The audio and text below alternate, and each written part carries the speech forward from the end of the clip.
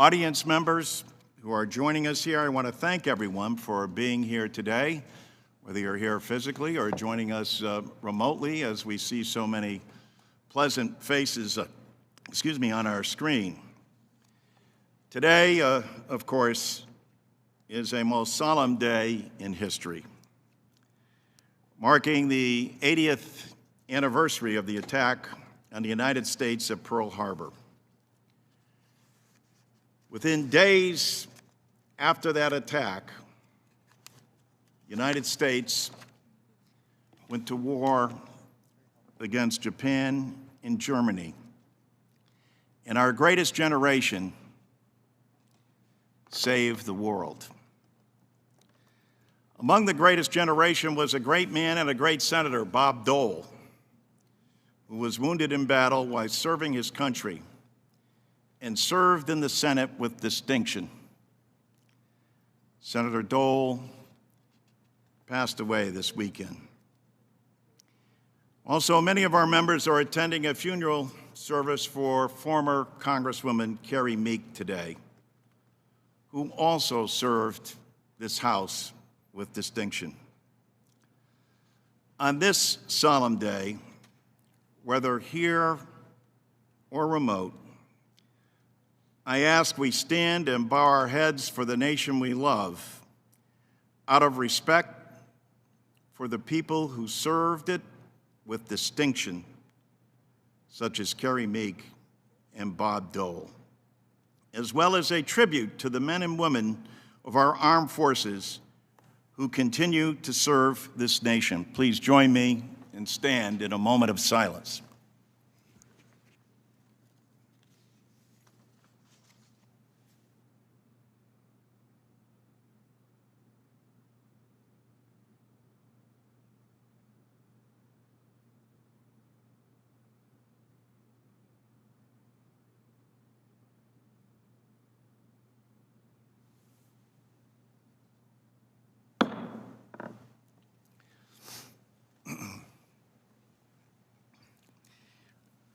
In this hybrid hearing format, we will proceed in slightly altered fashion.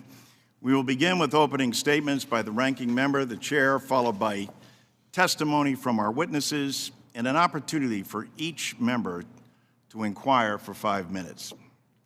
We will go in order of seniority for questioning, alternating between minority and majority. I know that we may have a few Ways and Means members who are not members of the subcommittee who are joining us today. They will be permitted to inquire after all subcommittee members have had their opportunity to question. As a reminder, members who are joining remotely will be responsible for muting and unmuting themselves throughout the proceedings. All members and witnesses, please make sure to keep your microphone muted when you are speaking. This will help to minimize feedback. For those of you joining me here in person, it is good to see you all. And for those joining remotely, I am glad you are able to participate as well. With that, I would like to welcome everyone to the Committee on Ways and Means Social Security Subcommittee's hearing on the fierce urgency of now, Social Security 2100, a sacred trust. Thank you to our witnesses for taking time out of your day to participate in the discussion. I will begin a bit out of regular order. We have some handouts for members, and I will then recognize the ranking member and will then introduce witnesses and have some additional comments. The handouts for everyone are at your desk or have been sent to you digitally if you are remote. What those handouts include are facts about Social Security and its beneficiaries who rely upon the nation's #1 insurance program, #1 social safety net, and the #1 permanent anti-poverty federal program for seniors and children. #2, an impressive list of groups who support and endorse Social Security 2100 as sacred trust. More than 140 organizations support the bill. Number 3, relevant polling data, which shows the bipartisan support for Social Security and for increasing benefits. I would also like to submit for the record, without objection, Mr. Biggs's polling data also that he included in his testimony, or refers to in his testimony. And also, and most importantly, each member will receive their own Social Security card with Social Security statistics for their district. I have here today, and we did this in alphabetical order, 2 such examples. The first is that of Representative Arrington of Texas. And what we've done with these cards is the following. We've put down how many recipients are in your district, how much money comes into your district on a monthly basis, and what that breakdown is. So, for example, Mr. Arrington has 126,855 Social Security recipients. His district receives $169 million in monthly payments. And also, these benefits are broken down as such. 86,126 retirees, 9,254 children, 10,215 widows, 5,257 spouses, and 16,000 disabled workers are in Mr. Arrington's district. Again, going alphabetically for Mr. Blumenauer, who joins us here, he has 136,413 recipients who receive $200 million in monthly payments from Social Security. He has 101,986 retirees, 6,976 children, 6,699 widows, 4,831 spouses, and 16,000 people who are disabled. That is why it is Social Security is the nation's #1 insurance plan, and why Social Security is the most effective plan to keep our elderly and our children out of poverty. Out of courtesy, I'd like to recognize Republican Leader Reed because I went out of order to do this. If you would like to comment now, proceed, and then I'll introduce the witnesses, or if you like, I'll continue, whatever you would like. Go right ahead and finish up. I thank the Republican leader, and as I will say later, I also want to commend and applaud him for his service on this subcommittee. He has been a valued member and a good friend. Thank you, Tom. Thank you. The fierce urgency of now. We borrow on Martin Luther King's term to describe the need for Social Security 2100, a sacred trust. In legislative parlance, this bill is called H.R. 5723.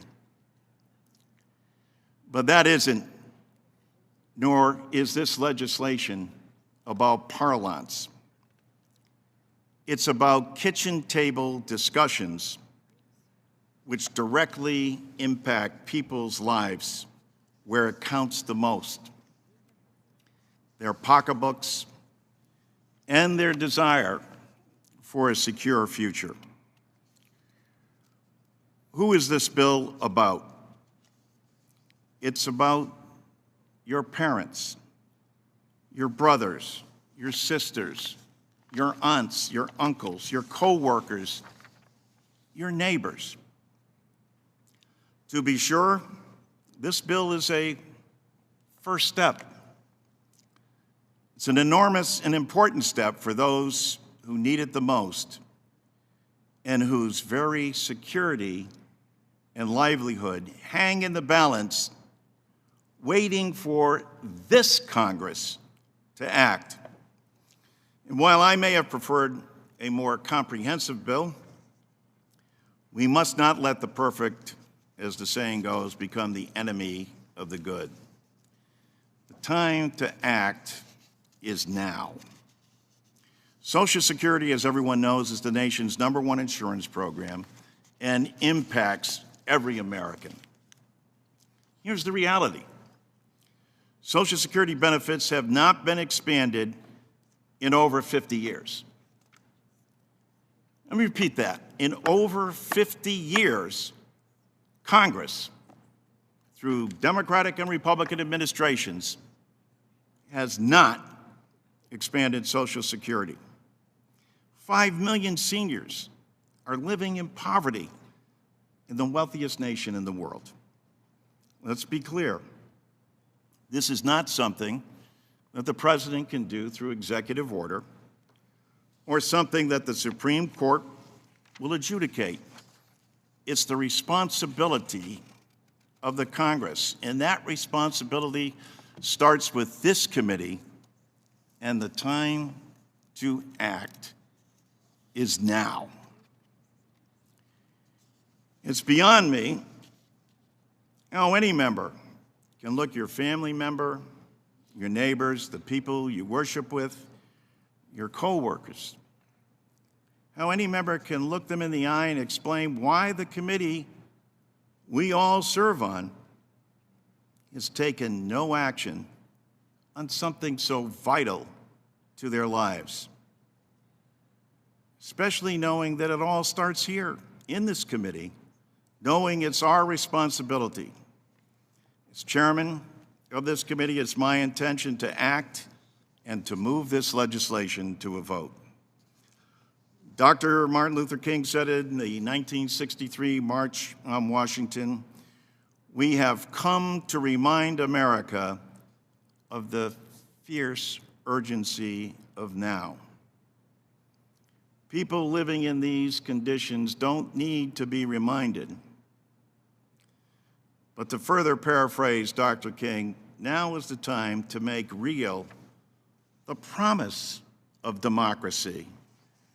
Now is the time to make good on the promise of the federal government to its people in what President Biden so eloquently called a sacred trust.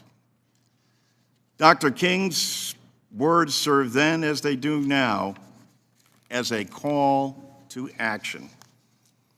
Action for the 5 million fellow Americans who receive a below poverty level check. The COVID-19 pandemic and its variants have only further underscored the need to act. Why? 80% of the 787,000 Americans who died due to COVID were seniors. Those households need stability and security, and they need it now.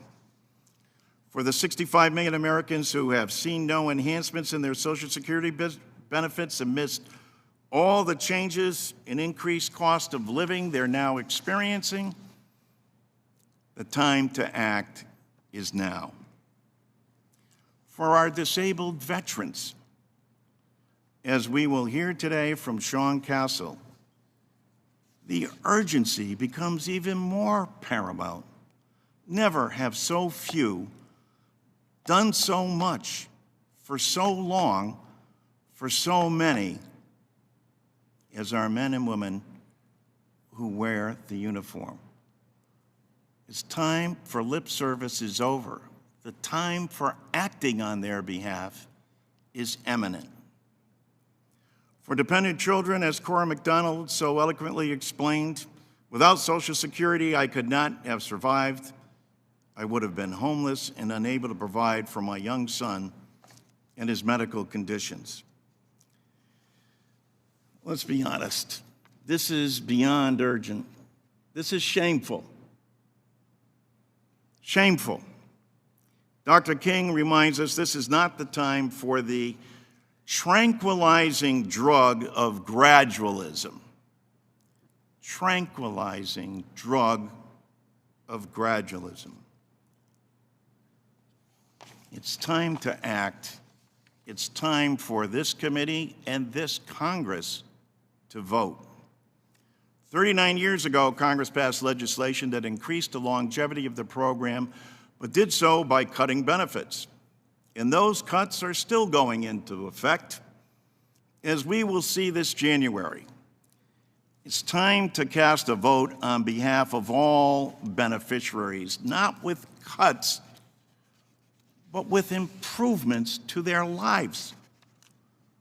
Believe me, no one is purchasing stock options with their Social Security checks. This is basic subsistence and survival.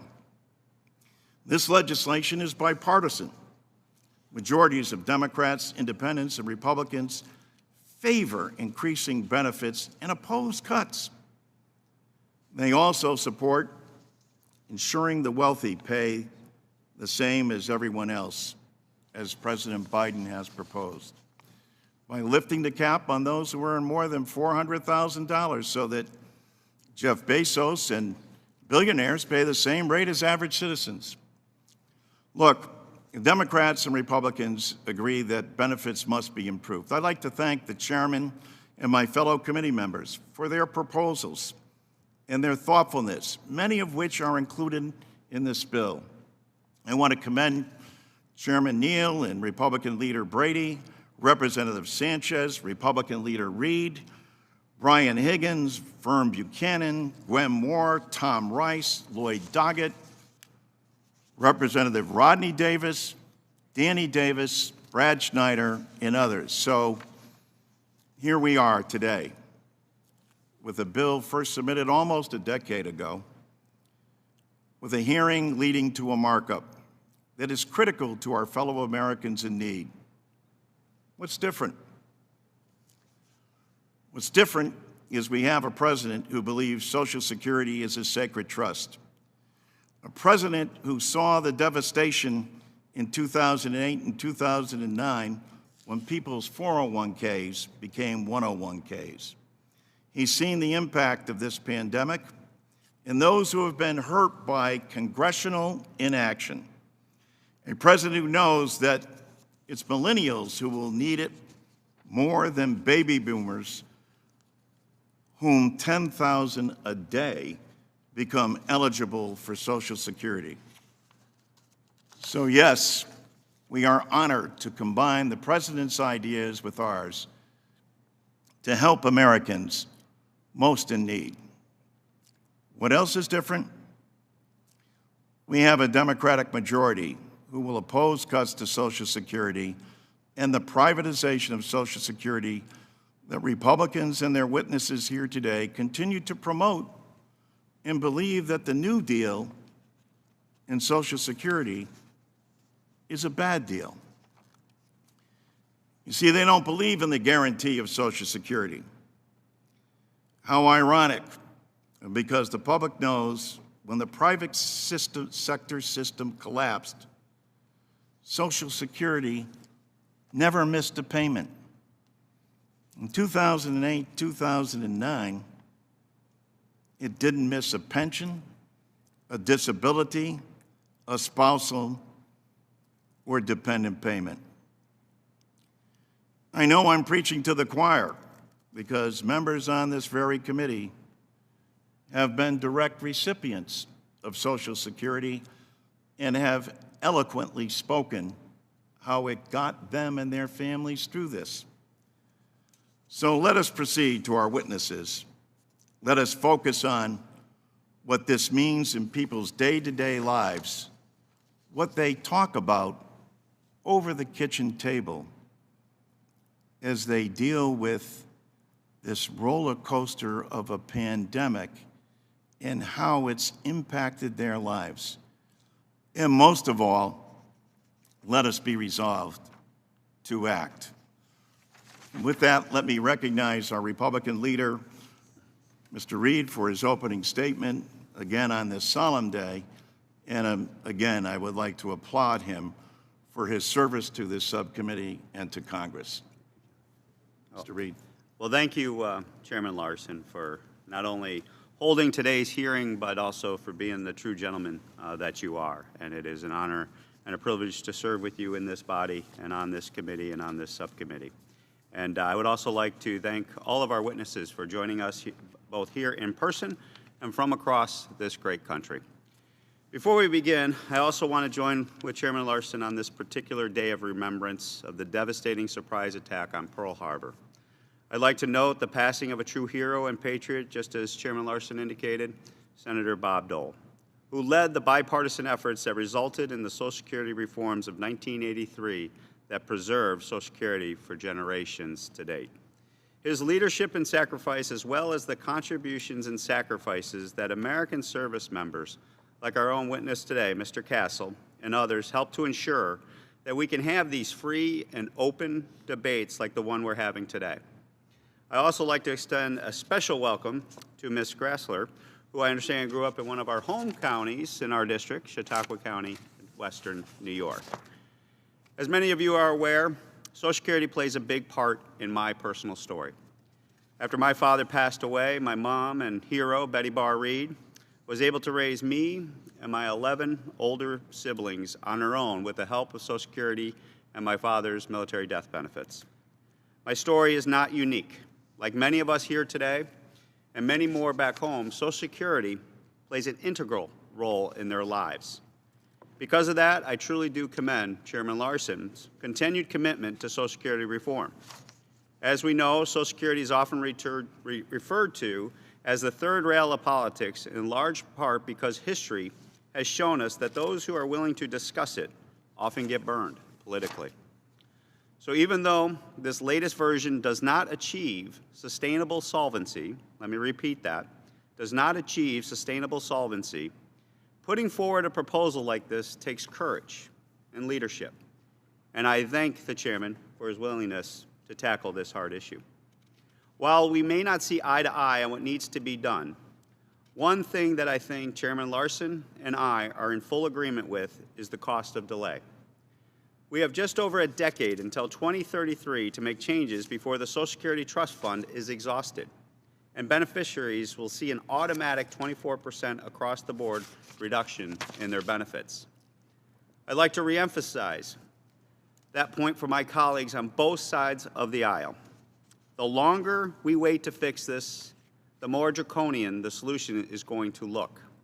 For those on the left, that could mean bigger and more painful benefit cuts, and for those on the right, even more devastating tax increases that will harm workers, employers, and make it that much harder for our kids and grandkids to find success. Social Security is a multi-generational program, which is why we need a Social Security plan that addresses the needs of Americans today and also the needs of Americans down the road, which is why we shouldn't be proposing costly increases to benefits on the backs of our children and grandchildren. Today's retirees don't want that, and neither do those just entering the workforce. We have a responsibility to strengthen it in a way that doesn't just protect current beneficiaries, but current and future workers, many of whom are finding it hard to make ends meet amid rapidly rising prices, inflation, and a struggling economy. I'm encouraged to see that this version of the bill includes targeted reforms that we haven't seen in past versions, some of which resemble proposals introduced or co-sponsored by our GOP leaders, GOP colleagues, as well as members on this committee and off this committee on the other side of the aisle. But these targeted reforms are on top of a costly across-the-board benefit increase. And although the benefit increases in the bill generally expire after 5 years, we all know how hard it is for Congress to actually let a benefit expire. So the true cost of this bill, if these increases were made permanent, would be far higher.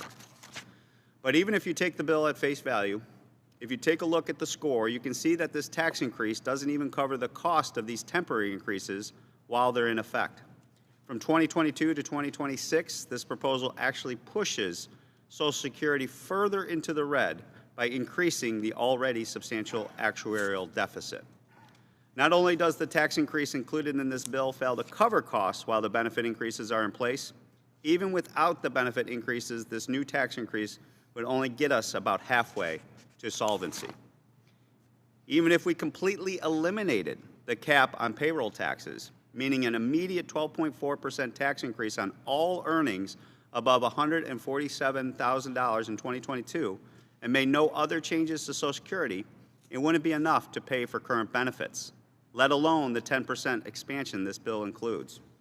This is really important. This is a really important point because if you already increase taxes on those making over $400,000, the only places you can make up the difference are benefit cuts or increasing taxes on middle and lower Americans. Fixing Social Security so that it's there for future generations is hard enough task as is. Expanding the program through significant costly across-the-board benefit increases instead of targeted reforms that we do agree upon that are set forth in this bill can help control costs and puts us on an already high bar out of reach. We share the same goal, ensuring that those who have paid into these important programs have security against disability and old age. So while I cannot support this bill, I am happy to work with Chairman Larson to get some real, permanent, targeted reforms enacted into law. And with that, I thank the chairman and yield back. I thank the gentleman for his comments. We'll now turn to our panel of witnesses, each one of whom is an expert on Social Security. Thank you again for joining us here today, either here physically present or remotely. Hillary Shelton with the NAACP was scheduled to testify before the subcommittee but was called away and cannot join us today. But I would like to submit his remarks for the record, in which he asked Congress to vote for Social Security 2100, a sacred trust. I will introduce all the witnesses and then recognize each one to testify. Today's expert witness panel consists of Robert Roach, Jr., President of the Alliance for Retired Americans; Nancy Altman, President of Social Security Works; Sean Castle, Deputy Executive Director of Paralyzed Veterans of America, and himself a veteran who has served our country; Yanira Cruz, President and CEO of the National Hispanic Council on Aging; Andrew Biggs, Senior Fellow at the American Enterprise Institute; Betty Marafino, a personal favorite of mine and President of the Connecticut Alliance for Retired Americans; Amy Matsui, Director of Income Security and Senior Counsel at the National Women's Law Center; and Rachel Gressler, Research Fellow in Economics, Budget, and Entitlements at the Heritage Foundation. Apparently a neighbor of yours as well, Mr. Reed. And last, and certainly not least, Max Richmond, President and CEO of the National Committee to Preserve Social Security and Medicare. Each of your statements will be made part of the record in its entirety. Without objection, witnesses are asked to summarize their testimony in 3 minutes or less. To help you with that time, you will see a timing clock on your screen, counting down your 3 minutes. Please remember to unmute yourself before you begin to speak and mute again after you finish. Mr. Roach, we'll please begin with you. Thank you, Mr. Chairman and Ranking Member Reed and members of the subcommittee. I'd like to especially recognize my Congressman Don Beyer for his outreach to the community, and much of what I have to say is what I've learned from his direct communication with his district. This legislation will provide a benefit increase to all beneficiaries, extend the solvency of the Social Security Trust Fund, and improve the Social Security system.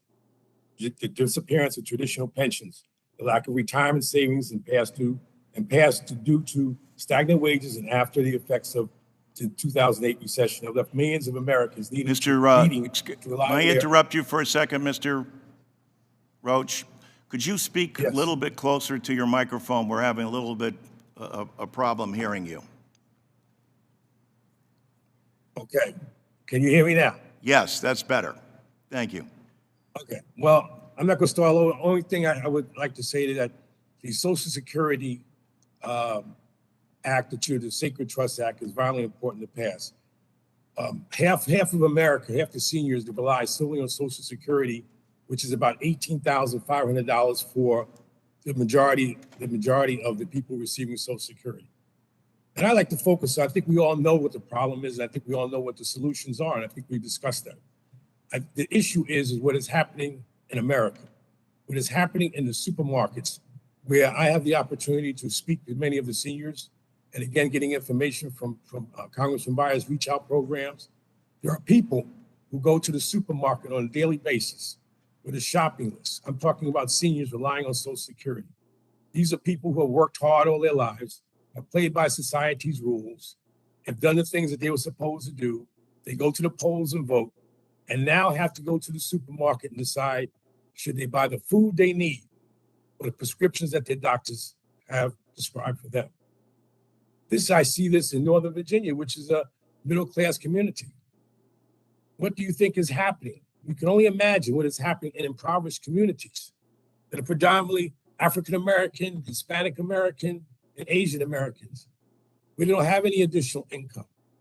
Where pensions have been taken away through corporate bankruptcies, through 2008 Great Recession has taken away their retirement savings. They don't have any more money to save. They've been retired for many years, and they're getting maybe $400 or $500 from a pension plan, if any. The time, I have to echo what Congressman Larson has said, Chairman Larson said, the time to act is now. We don't have any other opportunity in the near future to take care of these problems. People are suffering in America today. People need Congress to act. Martin Luther King said from his jail cell in Birmingham, Alabama, justice long delayed is justice denied. The American seniors are being denied justice today. And we need Congress to fulfill their constitutional obligation and vote. We go to the polls and vote consistently because we believe in our country. We've worked hard for our country. And we're asking Congress to do the same. Give the vote to Congress. We believe that this bill will be passed by bipartisan support. I don't believe people are going to go home, explain to grandma and mom that they voted against an increase in Social Security. We are prepared to work with people on both sides of the aisles to get this done. But the debate is over. The question needs to be called. Anytime we see Americans suffering, sleeping in the street, how long can we be the moral compass of the world unless we take care of our seniors and feed the people, give them the prescriptions they need, the health care that they need? People on the bottom of the spectrum are already at poverty levels. But the increase that we're supposed to get in Social Security in 2022 has been eaten up by Medicare costs, the Medicare co-pays, new deductibles, higher premiums. They're being left behind. And again, it's time for Congress to act, to lift those from the bottom, to bring people up to a decent standard of living so that their children and grandchildren are not being stifled with opportunities because they have to take care of mom and dad or grandma and Thank grandpa. you, Those Mr. that took Roach, care of us. for your testimony. We greatly appreciate it, and I apologize that I had to interrupt you in the midst of your remarks because of the technical difficulty in hearing. But thank you for your comments, and we'll now recognize Nancy Altman. Chairman Larson, Ranking Member Reed, members of the subcommittee. It is imperative that this Congress vote on the 2100 Act. The nation is facing a retirement income crisis. Social Security is the country's most important source of retirement income. But the last time Congress expanded it, Richard Nixon was president. Expanding Social Security while requiring those at the top to contribute more will also help to reverse income and wealth inequality an issue President Obama called the defining challenge of our time. That inequality not only exacerbates the retirement income crisis, it also costs Social Security billions of dollars of revenue every year. Importantly, a vote on the 2100 Act will begin to restore the intangible but essential benefit of security, which too many Americans have lost because they believe that they will never see their earned benefits. The 2100 Act cuts Social Security's projected shortfall by more than half, from 3.54% of taxable payroll to 1.71%, a significant down payment and a key step in restoring that peace of mind. Although the 2100 Act has no Republican co-sponsors, polling reveals that it is fully bipartisan. Large majorities of Republicans, independents, and Democrats strongly support expanding Social Security without cuts while requiring the wealthiest to pay more. And this is a voting issue. A 2018 poll found that even 56% of those who voted for Donald Trump and 55% of those who identify as Republican would be more likely to vote for a candidate who supported expanding Social Security. Expanding, not cutting Social Security, will strengthen the economy and create jobs. Social Security is especially important to rural communities. In summary, the 2100 Act is a solution. It is wise policy and represents the will of the people. It will improve the economy, create jobs, and add substantially to the security of working families. I urge you to report it out of committee and have it brought to the floor for a vote as soon as you possibly can. Thank you. Thank you, Ms. Altman. And now we'd like to recognize Sean Castle. Mr. Castle, will you begin? Chairman Larson, Ranking Member Reed, members of the subcommittee. I am Sean Castle, Deputy Executive Director for the Paralyzed Veterans of America. And I want to thank you for giving us this opportunity to express PVA support for H.R. 5723, the Social Security 2100, a Sacred Trust Act. As you know, veterans and their families comprise 35% of the Social Security recipient population. At one time, I was part of that population. And as I've testified previously, Social Security disability insurance allowed me to start to put my life back together after I sustained a spinal cord injury in 2003, and now means I will be a wheelchair user the rest of my life. Had I not received SSDI when I did, I honestly don't know what would have happened to me. Unfortunately, my story is not unique. As a result, PVA supports efforts to strengthen and protect Social Security and urges Congress to pass the Social Security 2100, a Sacred Trust Act now. I would like to highlight a few of the many important provisions that will directly benefit many PVA members and other veterans with disabilities, other veterans and people with disabilities. First, H.R. 5723 would improve the annual COLA, which would help many older veteran retirees and their spouses who are more likely to receive or more likely to rely on Social Security benefits as they age. Second, it would update Social Security's special minimum benefit so that people need not retire into poverty. Over 9% of male veterans with disabilities live in poverty, while more than 15% of women veterans with disability live below the poverty line. Third, the bill also offers a tax cut for many other beneficiaries of modest incomes and ensures all benefits are paid for. The legislation also includes long overdue policy changes that are of particular importance to PVA members and other people with disabilities. Specifically, the legislation would provide caregiver earning credits under Social Security, which would help the 5.5 million caregivers of veterans with disability who put their own retirement security at risk to care for their wounded, ill, or injured loved one. It would also eliminate the 5-month waiting period that most beneficiaries must endure before they can begin to get SSDI, forcing those who have already lost their income from work, possibly their home, and health insurance to wait an additional 5 months to get these necessary supports is cruel and inequitable. Another important provision would replace the current cash cliff with a gradual reduction of benefits as earnings rise, which would alleviate one of the most troublesome barriers faced by SSDI beneficiaries who want to return to work. Many of PVA's Ticket to Work clients struggle with the current earning limit, even as they seek to achieve economic self-sufficiency. Thank you, Chairman Larson, Ranking Member Reed, and members of the subcommittee for your attention this afternoon. The Social Security 2100, a Sacred Trust Act, demonstrates that preserving and strengthening Social Security can be done without causing harm to beneficiaries. PVA calls on this committee and Congress as a whole to act now and move this important legislation forward. We stand ready to work with you and your colleagues in advancing this legislation to extend and enhance Social Security. I would be happy to answer any questions you may have at this time. Thank you, Mr. Castle. Dr. Cruz, you may please begin. Thank you, Mr. Chairman and members of the committee. The National Hispanic Council on Aging supports the Social Security 2100 Act because it would be a first step toward expanding benefits and strengthening the program for future generations. Social Security impacts every American, including Hispanic Americans.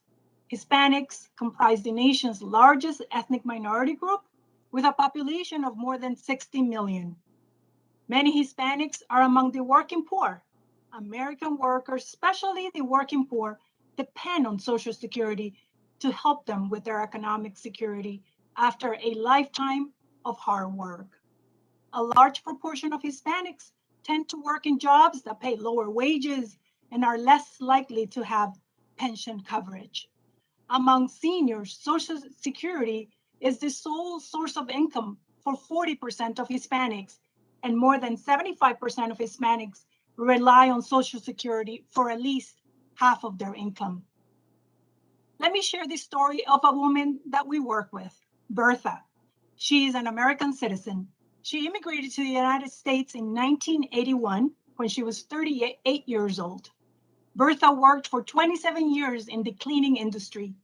She formally retired in 2008 when she turned 65 years old. She continued to work until 2017. Today, Bertha is 78 years old and lives in Washington, D.C. After almost 40 years of work in the United States, Bertha's sole source of income comes from Social Security. Her annual income from Social Security is $10,800 or $900 a month. When asked about her Social Security benefits, Bertha told us Social Security's modest benefits are more important than ever to guarantee our economic security. If it wasn't for this benefit, I would be living out in the streets, eating from shelters, and without possibilities to afford my medicines. Bertha's monthly budget includes $275 a month for rent, about $250 for food, $150 for medicine, and $150 for car insurance and gas. After those expenses, she is left with $75 for the entire month for her necessities, like getting her haircut. Bertha asked me to convey the following message. We need to stay together in this battle. Social Security is a blessing for workers who have helped make this country better and stronger. Strengthening and expanding benefits would provide a lot of relief, not just to us who are utilizing benefits now, but our future generations. And lastly, we ask Congress to act on this issue now as soon as possible and vote. Thank you. Thank you, Dr. Cruz. Dr. Biggs, you are now recognized. Chairman Larson, Ranking Member Reed, and members of the committee, thank you for the opportunity to testify today. Time is limited, so I hope to make 3 points. First, while I favor substantial targeted Social Security benefit increases that would eliminate poverty in old age, there simply isn't any evidence of a large-scale retirement crisis that supports across-the-board benefit expansions. I refer you to my written testimony for citations, but let me give you the following facts. Access to employer-sponsored retirement plans and participation in those plans has never been higher. Contributions to retirement plans as a share of employees' wages have never been higher, up by nearly half since the 1970s. Total retirement savings have never been higher, up 7-fold since 401ks were introduced in 1978. The average Social Security benefit for new retirees last year was 32% higher than in 2000, even after inflation. Retirement incomes are at record levels throughout the income distribution, and poverty in old age has never been lower. The average retiree household's income more than doubled since 1979, growing substantially faster than incomes for working age Americans.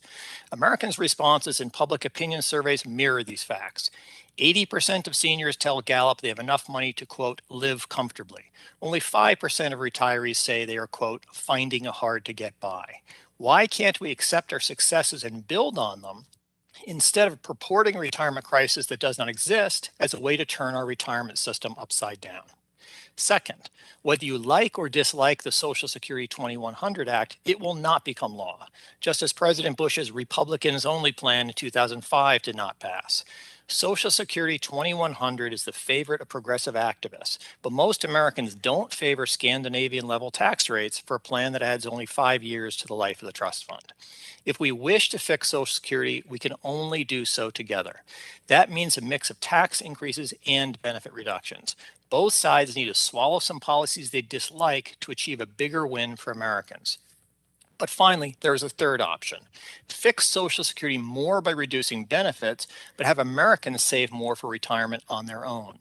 Last year, the Rand Corporation asked Americans whether they would prefer to boost their retirement incomes by saving more on their own in a retirement account or by paying more into Social Security and getting a higher benefit in retirement. 3/4 of Americans favored saving more in their own account over paying more into Social Security, and that's consistent over every group measured in the poll. A reform plan that builds universal savings accounts on top of Social Security is a good middle ground between only raising taxes or only cutting benefits. I admire anyone who proposes a Social Security reform plan. Most congressmen duck the issue. But Social Security 2100 responds to a retirement crisis Americans don't face with solutions Americans don't favor.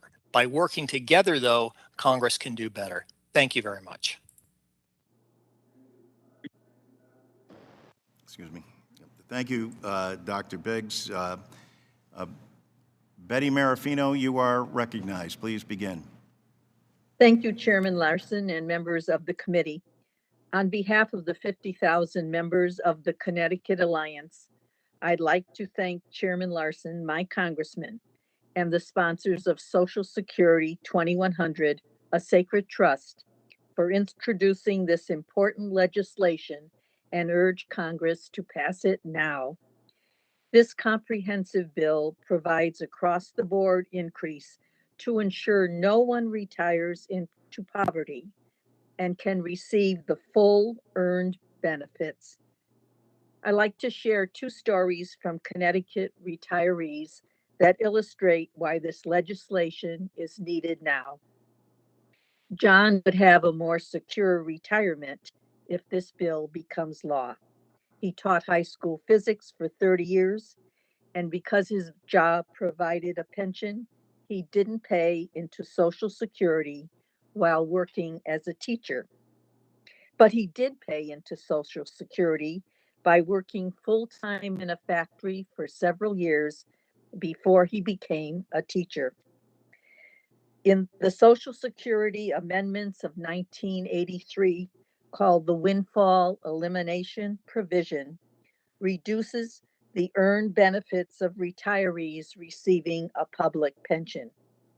John receives $200 monthly Social Security when he should rightfully receive $800. Social Security 2100 will repeal this unjust law, as well as the related government pension offset, which negatively affects thousands, especially women. Frank worked for a tech company for 24 years and was laid off 1 year before he qualified for his company retirement plan. After his forced retirement and not age eligible for Medicare, Frank worked odd jobs to help with his hefty medical expenses. Frank began rationing his blood pressure medications. Recently, Frank suffered a stroke and died. Perhaps an increase in benefits would have helped Frank and many others who have trouble affording life-saving medications. The three-legged stool needed for a comfortable retirement, pension, personal savings, and Social Security is not now the norm. Fewer employees now offer pensions, and Social Security is often the sole source of retirement income. Before Social Security, there were poorhouses across the country. We don't want to go back there. Congress needs to recognize this crisis and pass Social Security 2100, a sacred trust. Retirees can't wait. Thank you. Thank you, Betty. We now recognize Ms. Matsui. Please begin. Chairman Larson, Ranking Member Reed, and members of the subcommittee, thank you for the opportunity to testify on behalf of the National Women's Law Center. The center strongly endorses Social Security 2100, a sacred trust act. Even before the pandemic, women faced deep inequities in the workforce and our economy. The cumulative impact of a lifetime of disparities means that women's risk of economic insecurity only increases in their older years. The gender wage gap alone costs women $400,000 over a 40-year career, with the lifetime loss of earnings for Black and Latina women approximating $1 million. While women faced a retirement crisis before 2020, the pandemic has only exacerbated older women's economic insecurity. Women of color and women more generally were more likely to face job loss and material hardship during the depths of the pandemic. According to an AARP survey earlier this year, 1 in 3 women said that their financial situation is worse than it was in January 2020. And COVID-19 will have negative long-term effects on women's lifetime incomes, wealth, and overall economic security. Social Security's stable, lifetime, inflation-adjusted benefits are essential to women's retirement security. But Social Security's benefits are modest, and women's benefits are only 80% of men's. The experience of V. Tucker, a 73-year-old hospitality worker in DC, exemplifies both the importance of Social Security for women and the urgent need to improve benefits. As she told us, since I was 12 years old, I've worked nonstop. As a single mom caring for 3 sons, I took on 2 to 3 jobs at a time and worked 6 to 7 days a week to make enough to support them. But now I'm 73, and despite working for 60 years, I have no savings. I'm grateful for Social Security, but my monthly check is simply not enough to cover my rent, food, medical costs, and other expenses. I constantly worry whether I'll have enough money to pay my bills. I want to highlight a few key provisions in HR 5723 that would improve Social Security for the women who most rely on it. First, HR 5723 would increase benefits overall, mitigating the impact of racial and gender gap in benefits, as well as early retirement penalties. Second, the bill would update the special minimum benefit, boosting the economic security of many women of color like V. Tucker, who are overrepresented among low-paid workers. Third, the bill would credit caregiving in the regular benefit formula, preventing women who were pushed out of the workforce because of caregiving responsibilities from taking a financial hit in their old age. Finally, applying payroll taxes to earnings above $400,000 would provide additional revenues to support Social Security's long-term solvency. These and other improvements in the bill would provide an immediate and much-needed boost to older women's economic security. Thank you for the opportunity to testify today. I look forward to answering your questions. Ms. Matsui, and now Ms. Gressler, you are recognized. Please begin. Thank you. Social Security is an extremely popular program, but that's largely because it's provided far more in benefits than it's taken in taxes. The fact is that every dollar Americans are paying today in Social Security taxes goes immediately out the door to fund current retirees' benefits, stripping workers of the opportunity to earn a positive rate of return on their money. And despite decades of paying into the system, workers have no assurance that Social Security will provide for them because the program will be insolvent in 12 years. And its $19.8 trillion unfunded obligation amounts to $154,000 for every household in America. Reform is dire, so the question is whether to make Social Security bigger with larger taxes or smaller with more targeted benefits. Considering Social Security's restrictions on personal savings, incomes, and autonomy, and how it can strip decades of contributions from workers who die early, Americans would be better off with a more targeted program. The Penn-Wharton budget model estimates that a smaller system would lead to a 7.3% larger economy. That's $10,700 more income per household. In contrast, the Social Security 2100 Act would shrink growth and unreasonably raise benefits for millionaires by 16 times as much as for someone making $30,000. And its economically destructive tax hikes would fail to significantly improve the program's shortfalls. The 2100 Act plus Build Back Better would raise the top federal tax rate to 63.8%. In California, it would be a 77% rate. Such massive tax hikes won't come close to paying for the spending, and they'll create economically destructive incentives for the most productive activities. A Heritage analysis found that even a 100% tax on all earnings over $200,000 wouldn't pay for half of the liberal agenda. It's simply not possible to just tax the rich. All these new so-called social benefits will require massive tax increases on lower and middle income earners, similar to the 40% and higher rates that apply to low-income single mothers in big government countries. If passed, the BBB's tax hikes and creation of up to $2.8 trillion in new debt would make it harder to confront Social Security shortfalls. And the BBB's welfare without work policies and command economy tactics would reduce employment, resulting in an estimated loss of $289 billion in Social Security revenues over the next decade. Reform is inevitable.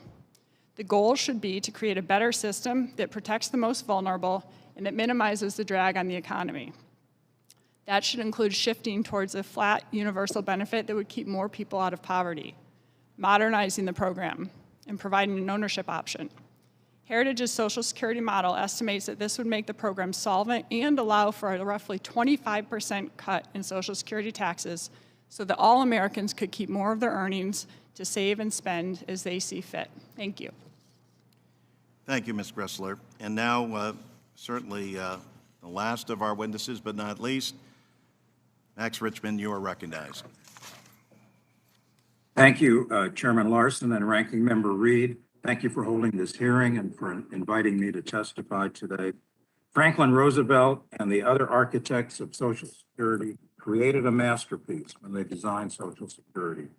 In the depths of the Great Depression, they understood how important it was to protect the average citizens and their families against what he called the hazards and vicissitudes of life. Social Security does that and more. It is not merely a retirement program.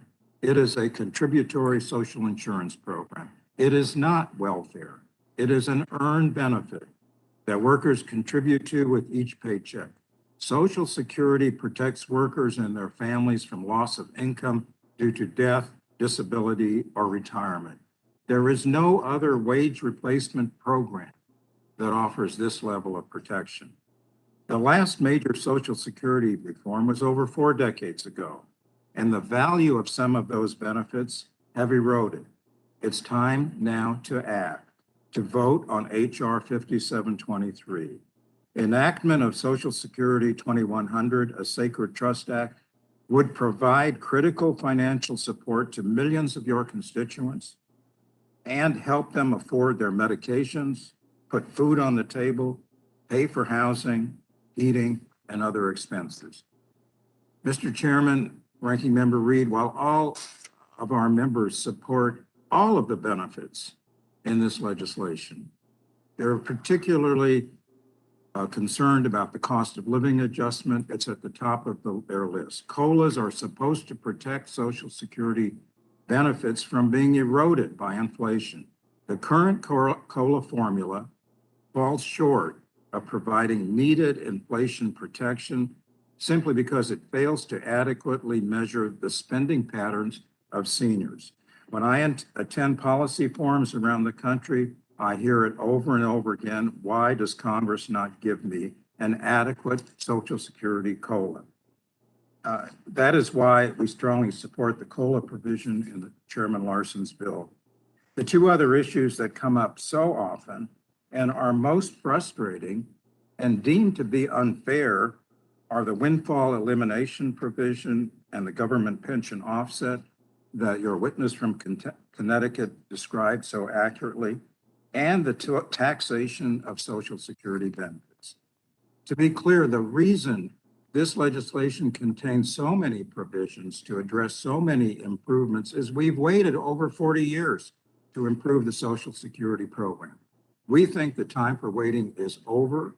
We ask this subcommittee, the full Ways and Means Committee, the House of Representatives to take up this legislation and vote now. Congress cannot and should not sit by and allow millions of our fellow citizens who worked hard their entire lives to spend their golden years struggling to get by.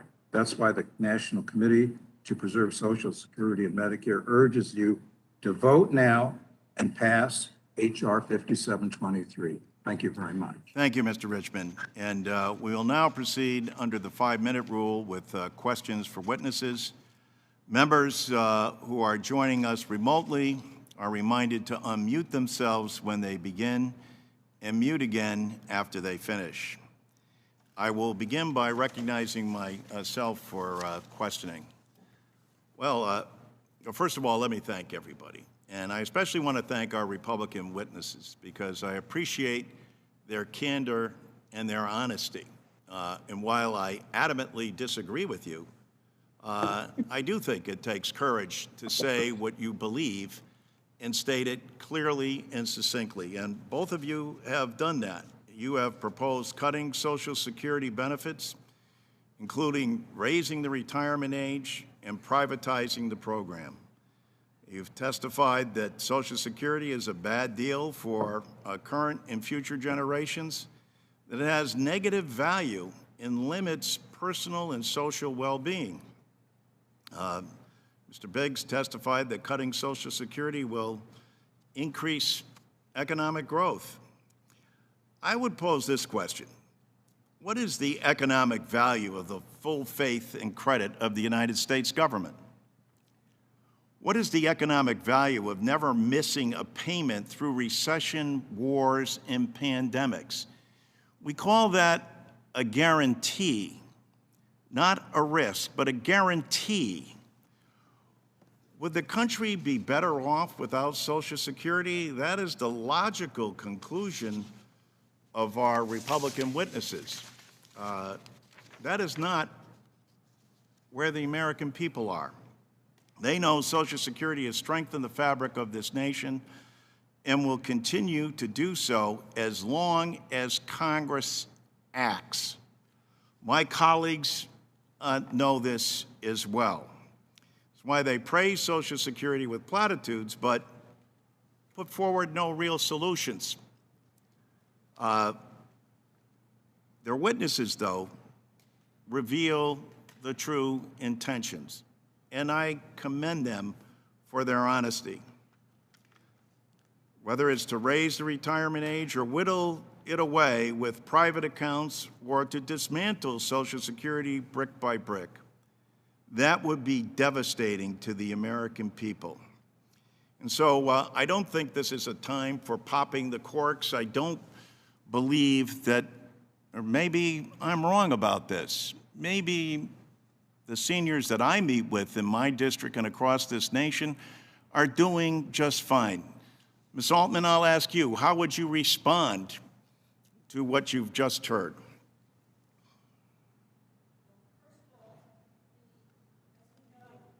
You're going to have to turn on your mic. As we know, COVID-19 has hit seniors particularly hard. It's also proven the value of Social Security. With all of those people who died leaving dependents, Social Security is there. If there are long haulers, Social Security is there. Seniors, of course, Social Security has transformed the nation so that seniors no longer live in poverty, but they are just above poverty.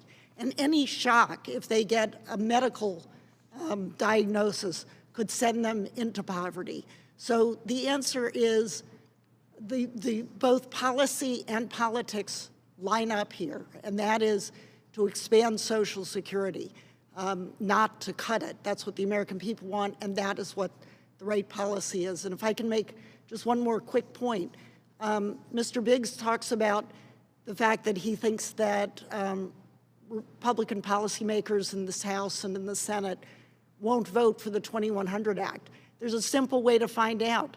Hold a vote on the 2100 Act. In the Senate, if you cannot get 10 can't get 60 senators, then, and it gets filibustered, it's a perfect issue to be decided at the polls. So I think the answer is to go with what the American people want, which is the 2100 Act.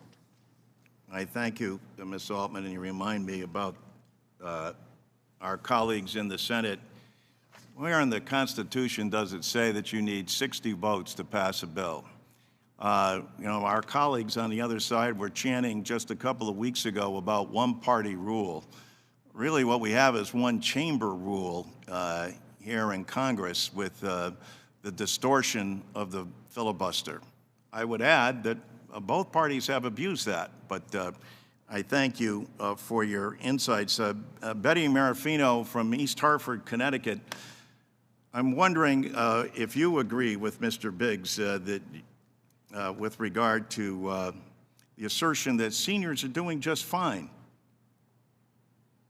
I do not agree with him at all. We talk to hundreds of seniors who have some of the same kinds of stories that John related.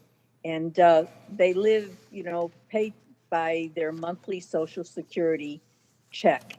And I think the most important thing to recognize here is the word security. They know that they can count on it every month, and they don't have to look at the vagaries of the stock market. They can rely on it. And we hear many, many seniors say, you know, I am scared to death that Social Security is going to go away or my benefits are going to be reduced. So they want Social Security and they want it improved. Thank you, Betty. Sean Castle, Mr. Biggs has asserted that this bill will not pass. This bill will not pass. And you heard Nancy Altman say, well, there's only one real true way to find out whether or not people on this dais and in the Congress agree with what's being proposed. Do you think that Congress ought to vote on this bill? Do you think that veterans would like to know how their member of Congress feels about the proposals in this bill to not only impact the disabled, but their family members, those who are suffering from post-traumatic stress? We pay great platitudes and honor our veterans on Memorial Day and Veterans Day, and even the solemnity of a day like today, recognizing what happened at Pearl Harbor 80 years ago. But it's beyond rhetoric.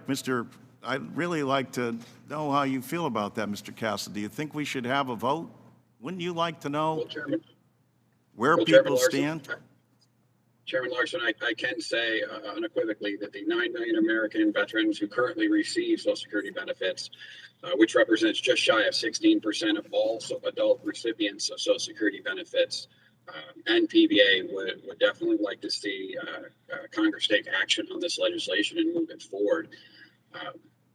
It's something that is extremely important to the paralyzed veterans of America. It's something that's extremely important to all veterans and all people with disabilities. This is the only guaranteed life insurance policy, if you will, that many veterans and many people with disabilities have. I'm a perfect example of someone who, because of my catastrophic disability, am unable to receive life insurance through anybody. So Social Security is the only guaranteed life insurance benefit I have should I pass away. For my wife, who is my caregiver, you know, which is another large constituency population for the men and women sitting in that room who are members of Congress, that the caregivers of our veterans, the caregivers of all people with disabilities who rely on this.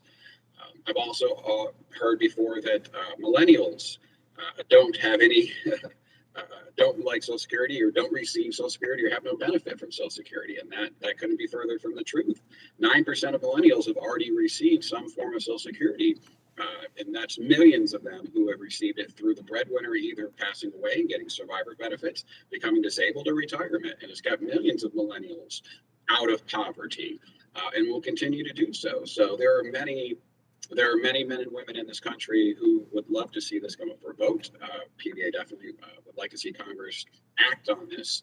It's something that's very important to veterans, but all people with disabilities. So absolutely, we'd like to see this come up for a vote. Thank you, Mr. Castle. Let me recognize the distinguished Republican leader, Mr. Reed. Well, thank you, Mr. Chairman. And before I go to the witnesses, I would remind and I applaud the chairman of his disagreement with those that schedule the votes in the House, our Speaker, Nancy Pelosi, as well as those who schedule the votes in the Senate, Chuck Schumer, where a vote is under my colleagues across the aisle's control. So if there's ability to have this brought to the floor, this is clearly on my colleagues on the other side of the aisle to work with their leadership to get a vote done. But I hazard to guess that that's not going to happen because they know the outcome of this bill, and they know this bill will not move forward as proposed. However, that being said, I would also like to go on the record very clearly today. My colleague, Mr. Larson, who is a dear friend, has articulated that there's an assumption that the U.S. economy and the U.S. Capacity to honor its bills is unlimited, that the full faith and credit of America is something that cannot be challenged in the future. Let me go on the record today, on December 7th, 2021, that the unthinkable is possible. The unthinkable, in my humble opinion, we have already crossed and gotten to the point of no return. That is, that with our national debt, with our sizable deficits each and every year, the full faith and credit of the United States of America is in jeopardy. And I will tell you, that should be a crisis that we all fear each and every day that we exist in this chamber and should address. But we don't. And I will tell you, just so the record is clear, when I look back at this time, when we hit that day of reckoning, that I wanted to be on the record and one of the voices that's crying from the mountaintop that we are not in a position where we can have such arrogance and assumption that the full faith and credit of America will exist indefinitely. That being said, I would like to get to Mr. Biggs and the characterization of his testimony, where he indicated that it was viewed by my colleagues on the other side of the aisle that senior citizens in America are doing just fine. That is not how I read your testimony, Mr. Biggs. How I read your testimony is that senior citizens in a targeted fashion are suffering some income difficulties. But across-the-board benefit increases doesn't just result in benefits to those that need that targeted relief.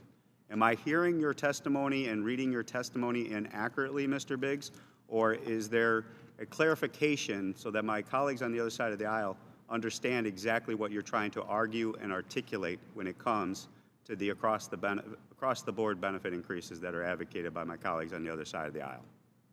Well, thanks, Congressman. I appreciate the chairman praising me for my honesty, but I would have also appreciated a, to be frank, more honest portrayal of what I said and what I've actually proposed. And I think the key here is that this is not a slippery slope argument where if you're saying we shouldn't fix Social Security entirely with tax increases, that therefore we should eliminate the program. That's not at all what my testimony said. My testimony said that we should split between tax increases and benefit cuts. Let's say that. Likewise, just because I say there's not a retirement crisis doesn't mean I say everybody is doing fine. I've myself proposed Social Security reforms that would eliminate poverty in old age. That's something that Social Security 2100 doesn't do. But let's just talk about the retirement situation very quickly here. I'm going to go out on a limb. This is the famous last words for a policy analyst. But if somebody there can find something I say in my testimony that's inaccurate, point it out to me. I'm not using anecdotes. I'm not making up numbers. I'm citing the Federal Reserve, the Social Security Administration, other sources like that. Let's start with current retirees. Their incomes are at record highs. That's a fact. Poverty is at record lows, the Census Bureau finds. And poverty in old age is lower than for kids, for working age people. 3/4 of current retirees say they can maintain their pre-retirement standard of living. That's up from only 60% in the early 1990s. Only 5% of current retirees describe their situation as a retirement crisis. So we have every majority witnesses saying we have a retirement crisis. Only 1 in 20 actual retirees says that. So there simply isn't an income crisis among today's retirees. We have targeted issues. But then let's look at today's workers. They're participating in retirement plans at higher rates than in the past. They're contributing a much bigger share of their salaries to retirement plans than their parents or grandparents did. They're retiring later, boosting both their savings and their Social Security benefits, which are up 32% above inflation in the past 2 decades. All of this is in the data with footnotes provided in my testimony. Well, Common sense thank you, tells Mr. you they're Biggs. not going to be worse off. And I appreciate, Mr. Biggs, your testimony, and I do agree that there could be common ground found here, Mr. Chairman, on targeted relief in regards to those that the data shows are in the need of it. And with that, my time has expired. I thank Ranking Member Reed, and I would just like to add for the record, though, and I don't know about all of Mr. Biggs' statistics, but the federal government says only 18% of those without access to an employer-sponsored plan said they have any retirement savings. These are the facts that we're dealing with. With that, let me recognize Mr. Pasquale from New Jersey. Thank you, Mr. Chairman, for your tireless efforts to protect Social Security. I just want to read from the testimony of Mr. Biggs. It was very forthright, which many folks who testify before us are not. But you did say, our retirement system faces challenges, but with today's retirees doing well financially, across-the-board benefit increases are simply not necessary. And we could debate that all day. We could debate that all day. But I tried a similar line in front of my seniors, and you would think that there was the American Revolution happening all over as the audience responded to what I was saying and putting out there just to get their response. I got it all right. I got it. So it's one of our greatest success stories. I think we'd all agree with that, Social Security. And after 86 years, it stands as a monument to decency, dignity, and birthright of hardworking Americans. Yet, without aggressive action, it lurches toward insolvency. Some would disagree with that. Thankfully, we have the Social Security 2100 Act to provide our seniors with a fully paid-for benefit enhancements. Some would say we don't need that, and they don't need that. And at the same time, it keeps President Biden's promise to not raise taxes on middle-class families. This bill eliminates the unnecessary 5-month disability benefit, that waiting period. We've had legislation to close this onerous gap for those with Huntington's disease, a dreadful illness. We must ensure the most vulnerable among us that they get the help they need without red tape or delay. We're learning a lot from the sadness of disease that have enslaved us. For the first time, we've updated the legislation to eliminate the Windfall Elimination provision. This will ensure that our firefighters, our police, our teachers, and other public servants will receive their fully earned Social Security benefits. You agree with that, don't you? Don't you agree with that, my good friend, Mr. Biggs? You would agree with that or not agree with that?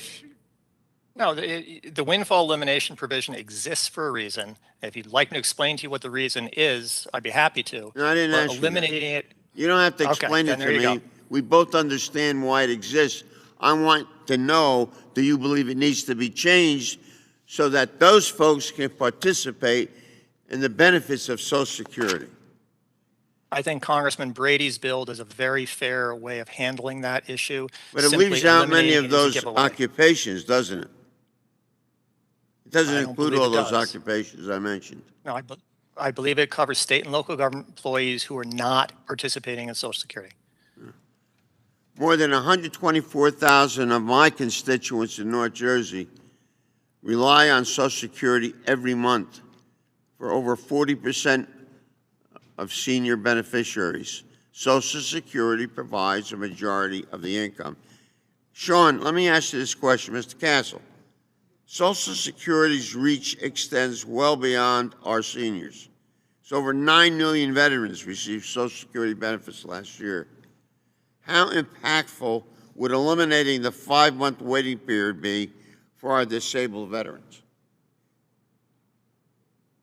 Well, thank you, Congressman. If you suffer a catastrophic disability, the clock already starts ticking on how long it's going to take before you can receive the benefits, can receive the health insurance that comes along with Social Security. And that 5-month waiting period, you've already probably lost your health insurance, you've lost your income, your possibility of looking at losing your home. I'm someone who, had it not been for Social Security coming in when it came in, I most likely would have been homeless. And that 5-month waiting period is just adding insults to the man or woman who has to step up and say, I need help. I need to now receive benefits from the system that I've paid into. You know, this is an earned benefit. This is something you've paid into the system for. So why are you making people wait 5 months longer to receive the benefit that they've already paid for, that they've earned? This doesn't happen in other situations. This happens here. Why is it still there? So this would be significant to all people with disabilities. But again, the 9 million American veterans who receive the benefit and the many more who will try to, who will come along, who will need to receive these benefits that they've paid into. It's very significant for elimination of the 5-month waiting period. It doesn't need to be there. It's not sure why it's still there. This is something that definitely would need to go away as soon as we can. Thank you, Mr. Biggs, and I yield back. Thank you, Mr. Pasquarello. Mr. Rice, you are recognized. Thank you, Mr. Chairman. I personally, looking at your bill and the various benefit increases that are in there, I agree with a lot of them, just not across the board. I think we need to have an adequate social safety net. I agree that there are some retirees, although the minority, that need more help, and that if we did target this, I don't think anybody in this panel would have much problem with it. If you ask me to state my position on your bill, I will vote no if it comes to a vote. So just to be very clear about that. With respect to what my good friend Mr. Pasquarello said about the benefits being fully paid for, well, I guess you could say that was true, that by imposing a new 15% tax on income over $400,000 that you fully paid for the benefits that you're talking about here. But that ignores the fact that there's such a huge shortfall in Social Security.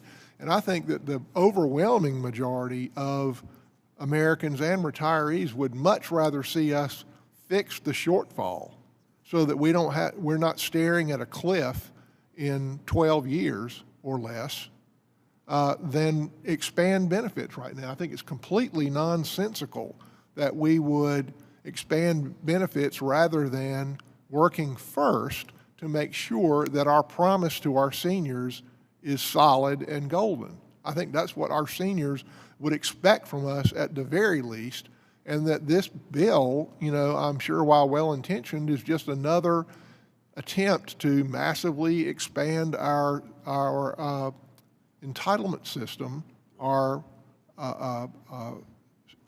social safety net, without that has gone on all through this year and culminating with the Build Better Back Act, and that we're imposing massive tax increases that will stifle our economy and put in place additional entitlement systems that the American people don't really want and don't really need. I believe if you poll the average American citizen, you would find that they would much rather see us make our existing promises good than make new promises that really aren't paid for. Now, we undertook the Tax Cuts and Jobs Act in 2017, and we cut taxes for businesses in order to try to stimulate our economy. And the effect for 2 years before the coronavirus was incredible. We saw decade highs in wage growth. We saw record lows in unemployment across every demographic. We saw record lows in poverty. Record lows in poverty.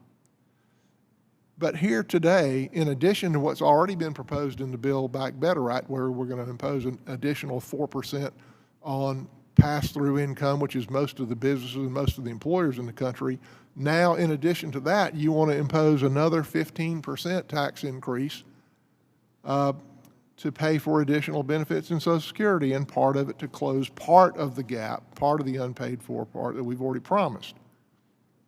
So that would be a 20% increase in business income for the pass-throughs. And those are the people that employ most of the folks in this country that led to all that prosperity. I want to ask Mrs. Grexler, what do you think the effect of that would be on small businesses, on businesses that employ most of the people in the country? Thank you. We see actually so much of the productive activity and the entrepreneurship and the innovation occurs at that higher income levels above 400,000 and above these small business owners. And so the impact of putting this 12.4% tax combined plus with the 3.8%. And the 3.8% and the surtax on millionaires, and now we're talking about a 63.8% tax on people, on the highest earners in the U.S. That's going to stifle growth. That's going to leak down to lower incomes for everybody across the economy because it reduces the amount of investment. It does it directly by taking the taxes away so they can't be invested. And it also does it by discouraging entrepreneurship and innovation. Thank you, Mrs. Grexler. I got to cut you off because I only have 25 more seconds. I just want to say, you know, Mr. Chairman, you were lamenting the structure of the Senate that requires 60 votes to break a filibuster, but the purpose of the filibuster is to force consensus. That's what it's for, to force consensus before you make a law, and it ought to be hard to make a law. But rather than, if we really want to solve the problem, rather than presenting this wish list of expanded entitlements, shouldn't we meet about these things and try to build a bill on a bipartisan basis that we can come in here and debate and talk with experts about and try to make better, rather than putting up a bill for political purposes and daring people to have a vote on it? Thank you, Mr. Chairman. I yield back. Well, I thank my good friend from South Carolina for his comments, and would just add that we'd love to see the solutions that come forward. Even Mr. Biggs in his testimony says it'd be nice if the Republicans didn't sit back and use both a series of procedures in the Senate and have put forward nothing since the privatization bill failed, and rightfully so. That is the real intent. So at least I commend Mr. Biggs for being forward about it. And yeah, we ought to have that debate. We are having that debate now. We do not believe in privatization. We do not believe that this is the way to go. And those same guarantees that your family received and Mr. Neal's family received through Social Security is exactly what it is, a guarantee. With that, let me recognize Mr. Blumenauer. Thank you, Mr. Chairman. And I appreciate your tireless efforts on this legislation and on the issue. We have a clock that is ticking. There was a time when 2034 seemed a long way off. It doesn't anymore. And given the challenges we have as a Congress and a federal government to act, realistically, that it was a much narrower window, because these are complex issues. They're going to involve a complex answer. You've offered up a comprehensive approach, which I've co-sponsored because I think it is an important point of departure.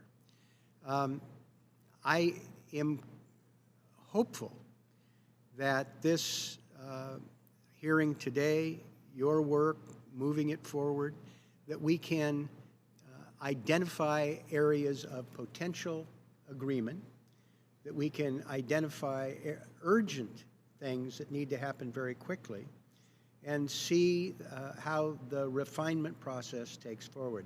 Retirement is much more complex, and we can have experts tell us that people who are retiring now are actually better off because of some metrics. But we all know a number of people that we represent who aren't better off, and the averages obscure that dynamic. I personally am very comfortable with some of the financing mechanisms. Raising the cap is something that is long overdue.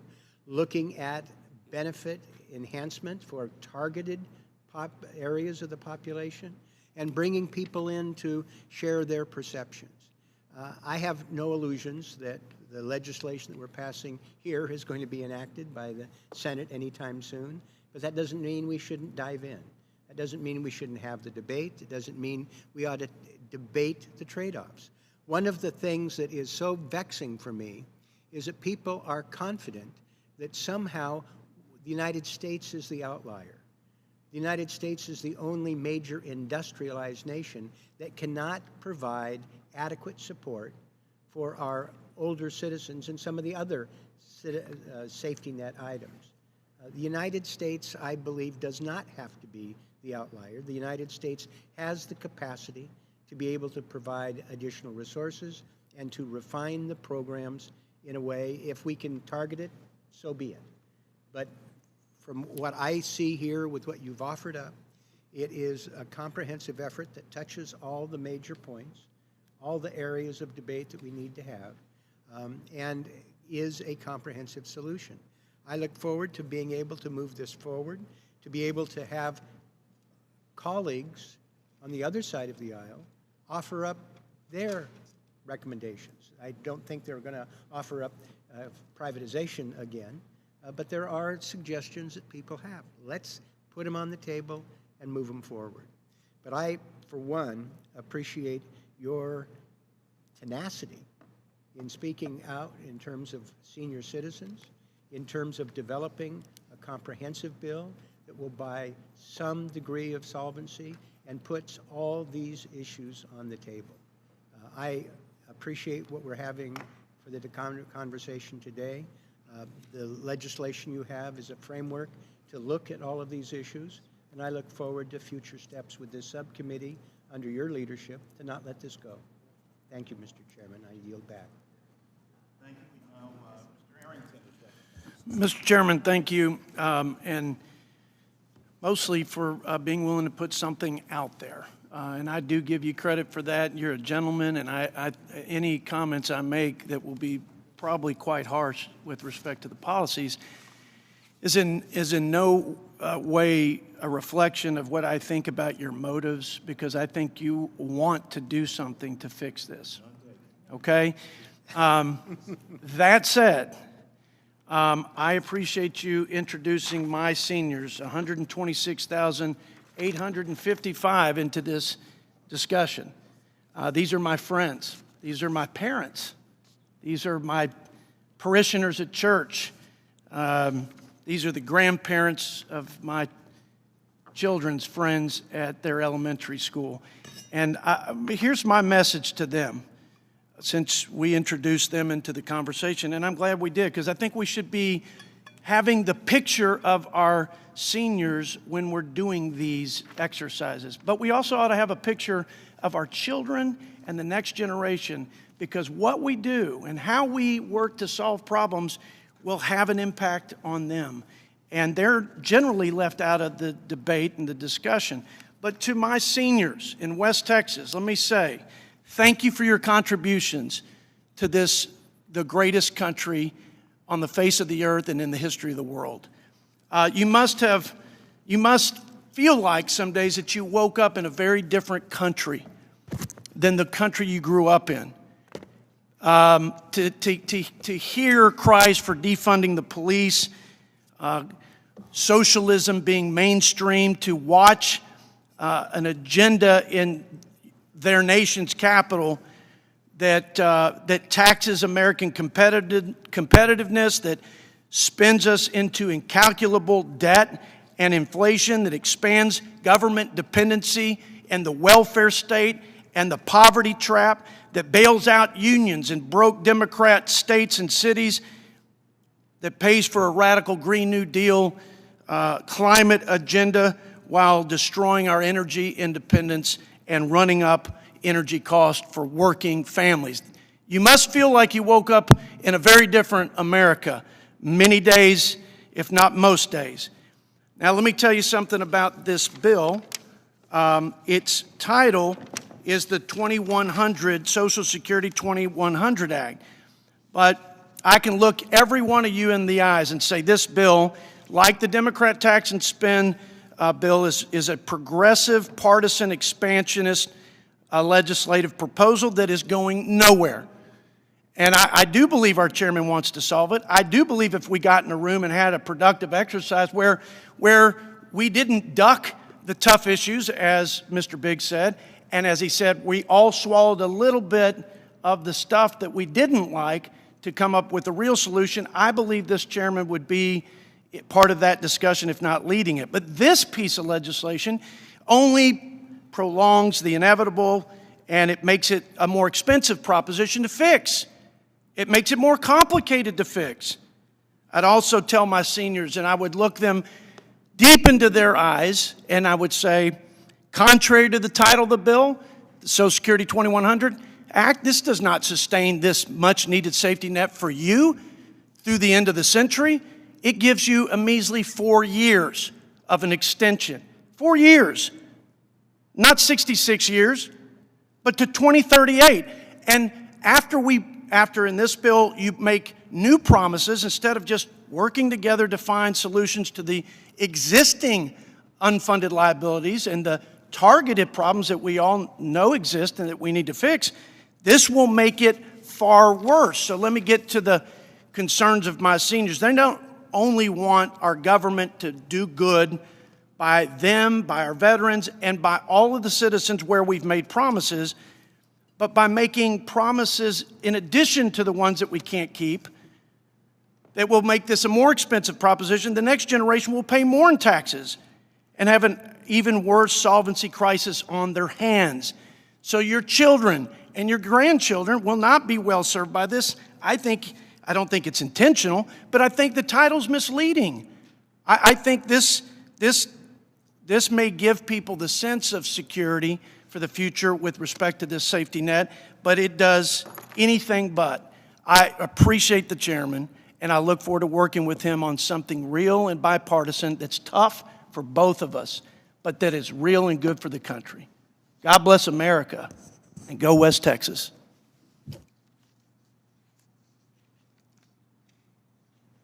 Well, God bless America as well, but I would just remind our colleagues that this is what we're doing.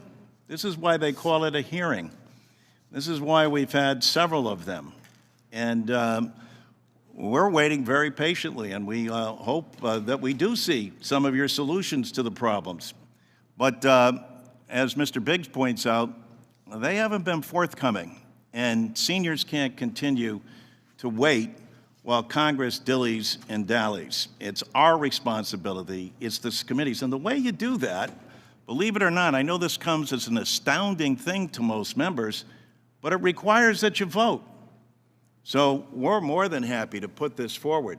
And we'll put it forward with the suggestions that you've put in it. If you want to vote against your own suggestions as well, that's fair as well. So with that, let me recognize the distinguished lady from Alabama, Ms. Sewell. Thank you, Mr. Chairman. You have been a steadfast and tireless advocate on behalf of our seniors, and I want to thank you for your leadership. As co-chair of the Ways and Means Racial Equity Initiative, I'm focused on finding ways to make Social Security benefits more equitable for my constituents. Currently, I have over 157,000 Social Security beneficiaries in my district in Alabama, including 36,000 disabled workers, 10,000 widowers, and 16,000 children. For many of my constituents, the modest Social Security benefit that they receive every month is the only retirement security they have. These seniors in Alabama earned their Social Security through a lifetime of work. As has been said, Social Security is an earned benefit, not an entitlement. However, many seniors simply cannot make ends meet. Mr. Chairman, there is a fierce urgency of now to honor this sacred trust. For too long, communities of color have especially been given the lowest benefits. In places like Birmingham, Montgomery, and the Black Belt of Alabama, underserved communities that I represent often lack access to quality, affordable health care, and the only jobs available to them are physically demanding. So it is not surprising that many workers are forced to claim early retirement, causing a permanent reduction in their Social Security benefit.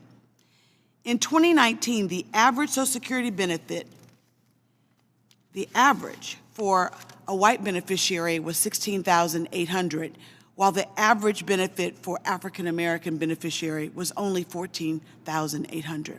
This is simply unacceptable. Every person, regardless of their economic status, their gender, or their race, deserves to retire with dignity after a lifetime of work.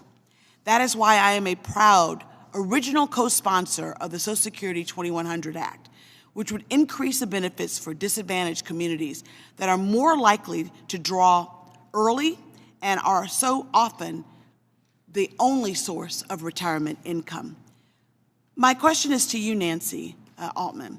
Since the start of the pandemic, America has once again been reminded of the deep racial inequities that exist in access to health care.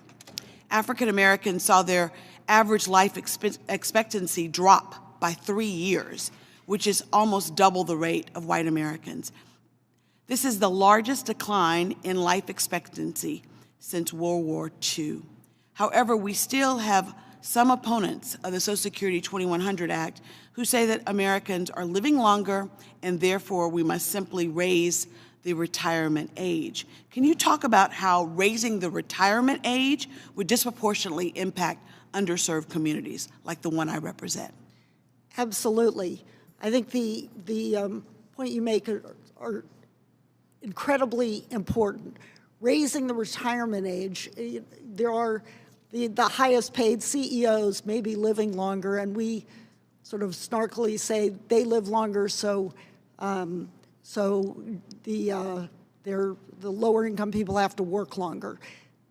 Raising Social Security's retirement age is mathematically indistinguishable from a 6.5% benefit cut, and the benefits already are too low. So it's very, very important. There are a number of provisions in the 2100 Act that will help people of color. This is really a matter, Social Security, what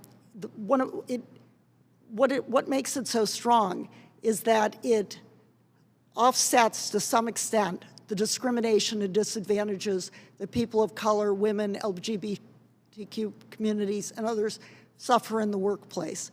So the idea is to strengthen Social Security, expand the benefits, certainly not raise the retirement age, which is going in the exact opposite direction. Well, thank you very much. To Ms. Cruz, you know, Social Security has especially been vital to women and communities of color who often rely more heavily on its benefit due to inequities they experience. Can you say more about how expanding Social Security will help these individuals and their families?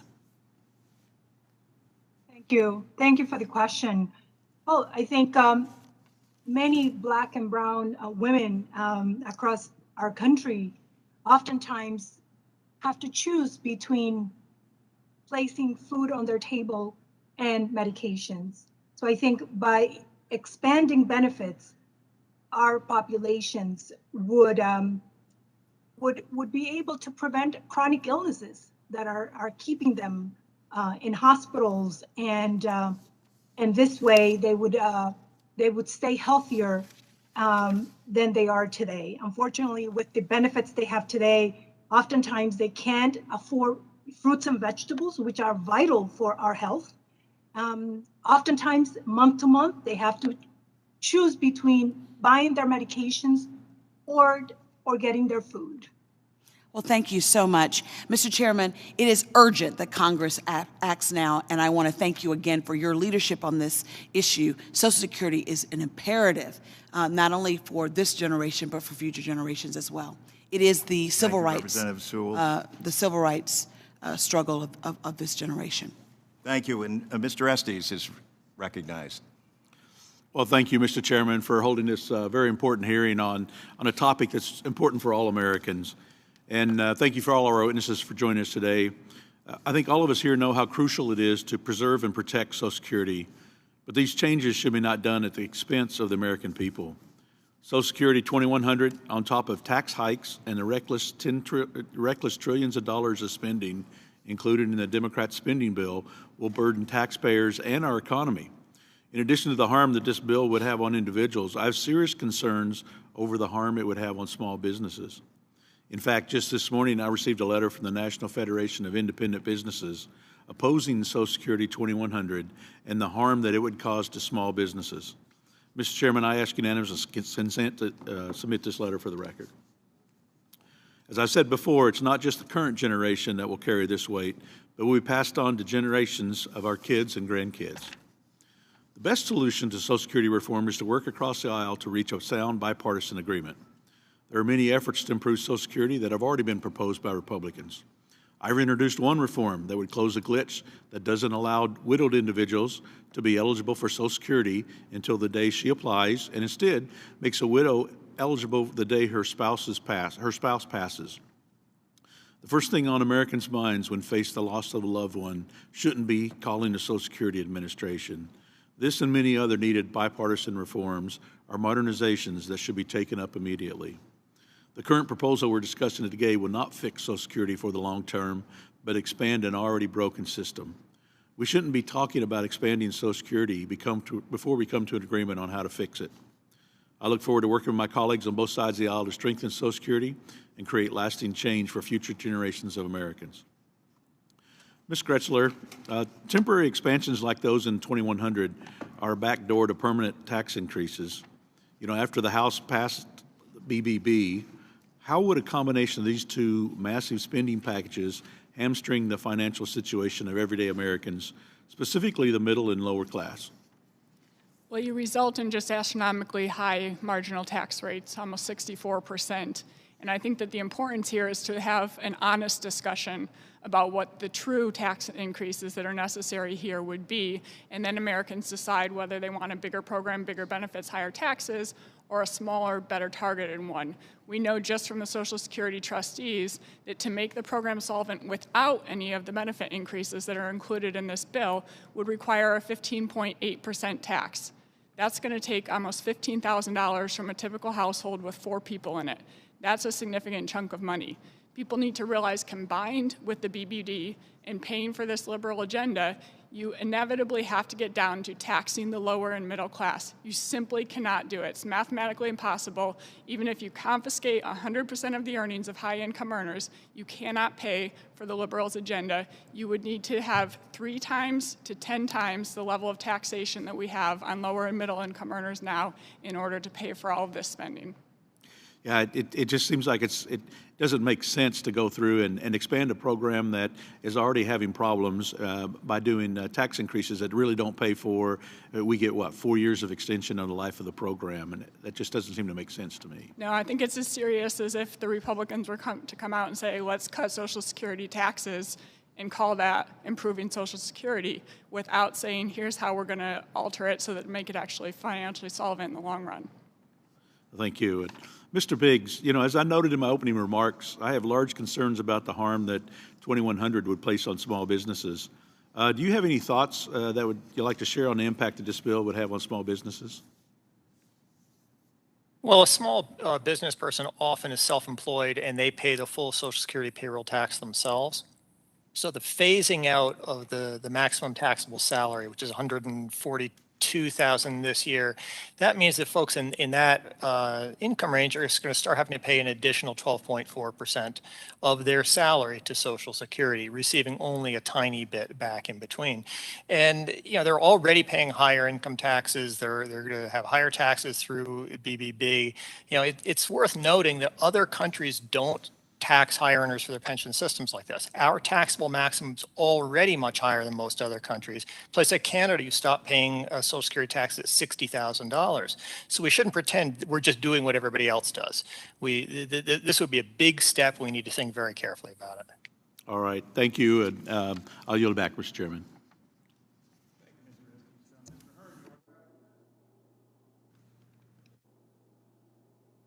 Mr. Chairman, thank you so much. I want to thank you and Chairman Neal for hosting this hearing today and for all of our witnesses for being here as well. This is an important discussion that will not only affect all of us in this room, but all current and future workers, retirees, our children and our grandchildren and their children. Mr. Chairman, if I could, I'd like to submit for the record letters of opposition from the for the National Taxpayers Union, the National Federation of Independent Businesses, and a Twitter thread of opposition from the Progressive Policy Institute. Thank you, Mr. Chairman. Mr. Chairman, we all agree that Social Security needs to be prioritized, preserved, and modernized, but a partisan overhaul that barely extends solvency is not the way to do it. Congress has been kicking the can down the road for years.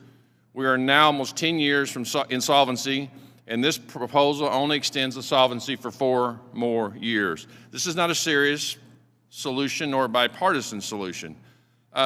Ms. Gressler, in your testimony, you mentioned a more targeted program for retirees depending on income, age, and cost of living.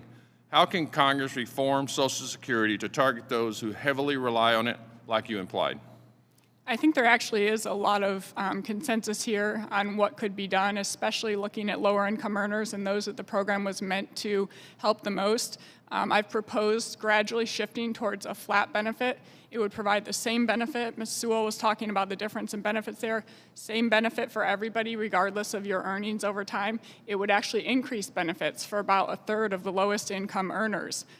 Combined with some other things, modernizing the program, you would get to solvency completely. And then on top of that, I think that there needs to be an ownership option in there because we have seen how Social Security is the largest tax that most people pay, and it's taking away the opportunity for them to save on their own and to pay for the things that are best for them and their family at the time that it's best for them and their family.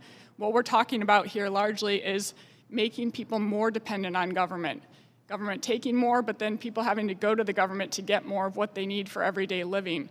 It would be better if people would have more money to control on their own, and so in allowing individuals to take something that they can own over time, and this would actually benefit lower income and minority people who tend to die sooner, and they might not have received anything from Social Security and might not have anybody who's eligible, and yet they've paid tens of thousands in and get nothing back. If they had some of that personal ownership, that would be something that might help give a leg up for a child or a grandchild to pay for education, for somebody to buy a home.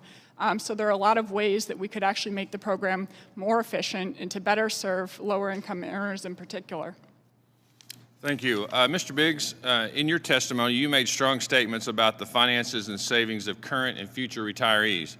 How would a bill like the 2100 bill increase the cost of Social Security programs and levies additional taxes after current and future workers' ability to save? What proposals should we focus on instead of expanding benefits and raising taxes to sustain solvency of the trust funds?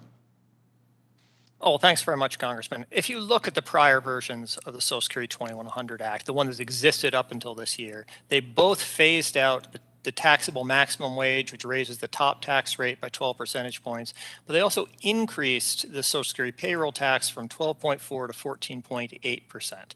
Now, the effect of that is it both gives a low and middle income households less money to save. They have less money available to put in their IRA or 401k, but by increasing benefits, it also gives them less reason to save because you have higher benefits coming from Social Security, and you're going to get that trade-off. The Penn-Wharton analysis of the Social Security 2100 Act found, as I'm sure the CBO would, that retirement savings decreased because of it. So you're increasing taxes, cutting savings. That's bad for the economy. What we need to think about is how we get people enrolled in retirement plans, how we get them to decent contribution rates. We've made huge progress that already. The introduction of introduction of 401ks in 1978 was a true inflection point in the participation rates of Americans in retirement savings and the amount they're saving. But we need to finish that job, which means things like auto enrollment, expanding participation for people. We can get there. But we can't get there by just simply saying this whole system doesn't work, it's a crisis, when the data simply don't support that conclusion. Thank you. And for the record, the gentleman from New Jersey, Mr. Pascal, I agree with you that we need to look at WEP and how we need to make that more current for today's action with our firefighters, police officers, and teachers. So I agree with you. We need to work in a bipartisan way on that. In my final 2 seconds, I'm over. Mr. Chairman, I ran out of time. Thank you again so much for holding this hearing. I yield back. I thank the gentleman, and I recognize Danny Davis is now recognized. Thank you, Mr. Chairman, and let me thank you for giving me the opportunity to wave onto this very important hearing. And I've listened rather intently as the discussion has taken place, and I'm always interested in additional information and additional research, finding out things that we don't know. But I'm also intrigued because there are things that we do know. And what we do know is that for most Americans, Social Security is their only retirement plan. And especially for workers of color and women, because they often work in lower wage jobs.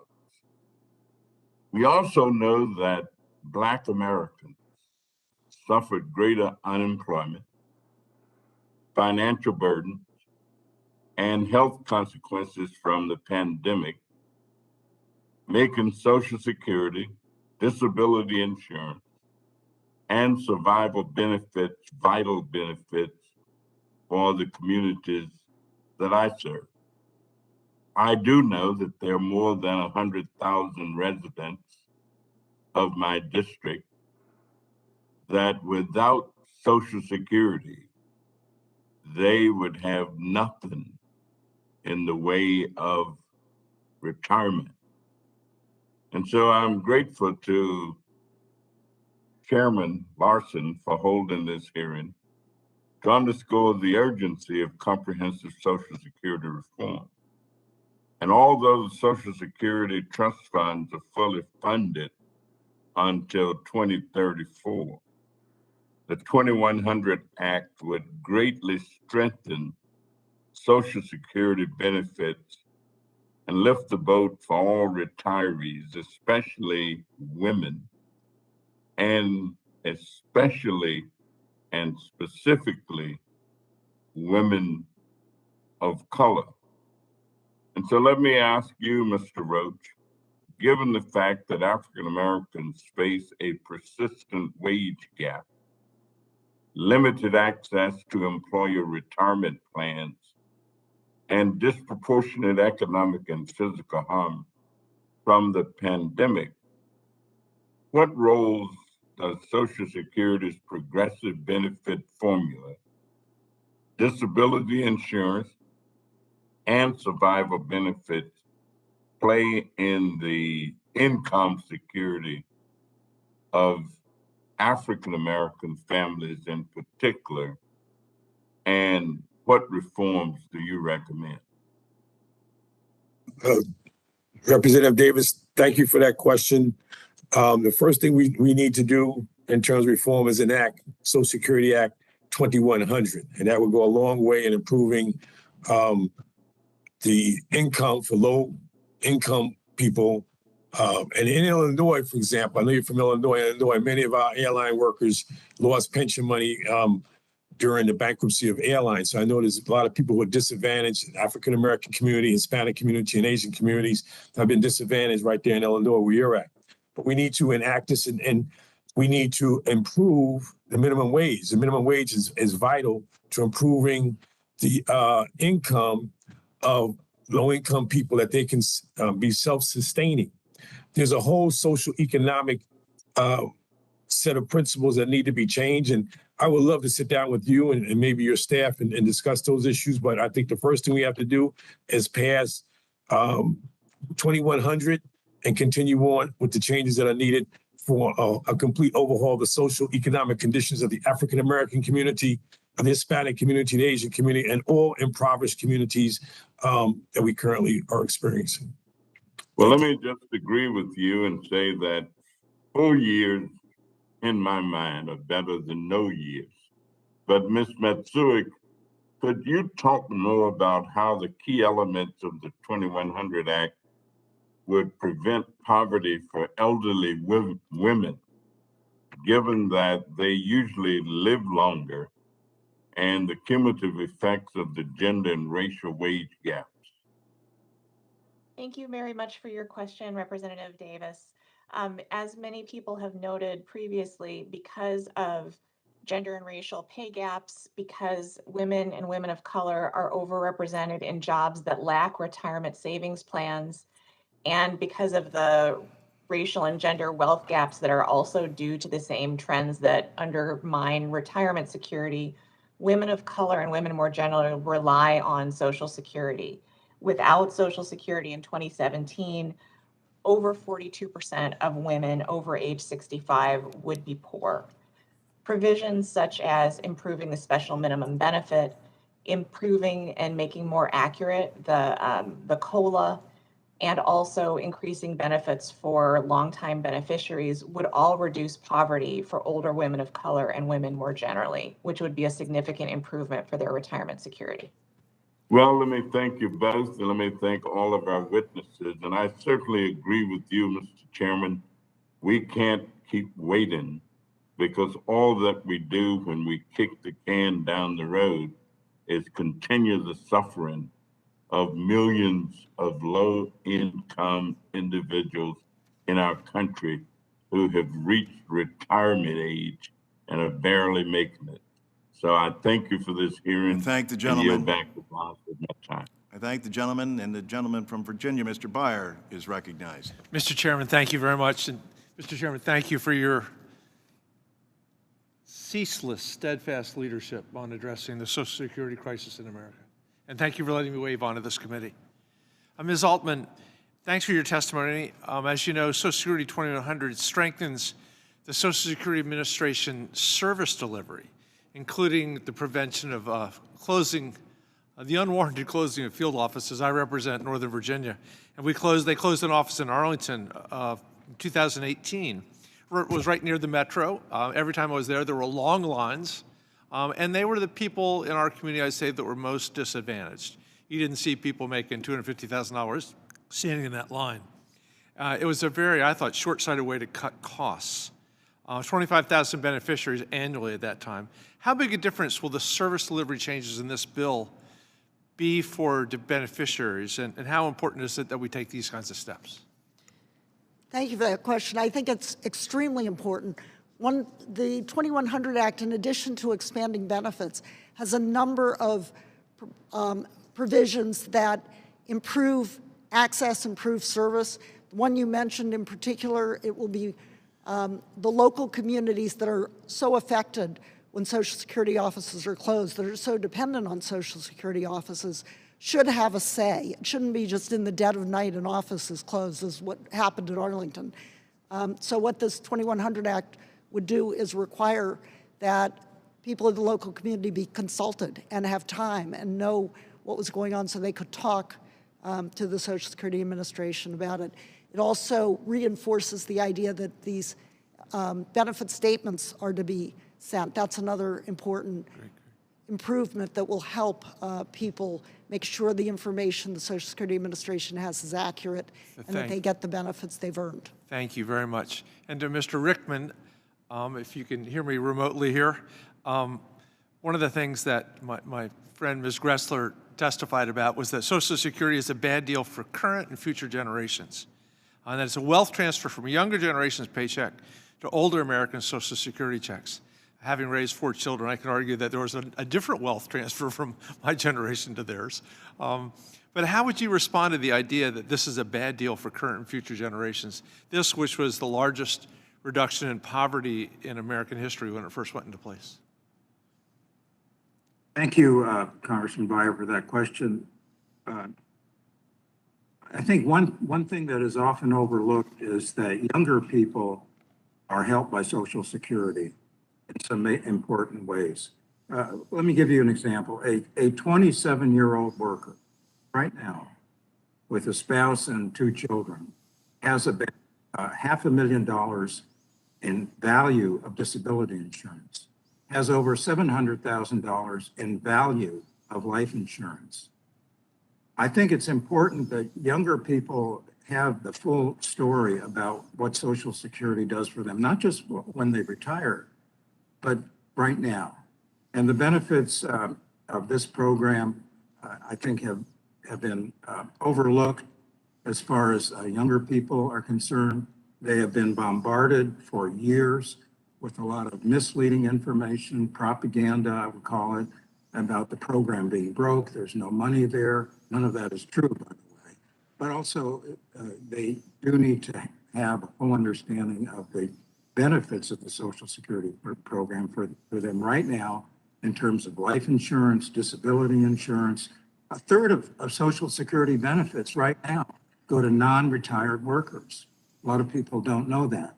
And when a younger person becomes aware of the benefits of the Social Security program, if something bad does happen in the family, someone becomes disabled, someone dies young, and I think I have heard probably the most eloquent description of the benefits of Social Security for a younger person coming from your chairman, Chairman Neal. I've heard him talk about how were it not for Social Security, his family could have not survived many years ago. Great. Thank you. I only have a couple of minutes left. I just also want to challenge the idea that this is bad for small business. Having run a small business for almost 50 years, I can't ever remember once finding the Social Security a burden that we couldn't somehow get by. It's a very small percentage of our overall revenues, even in a business that has lots and lots of people. With that, my time's up, Mr. Chairman. I yield back.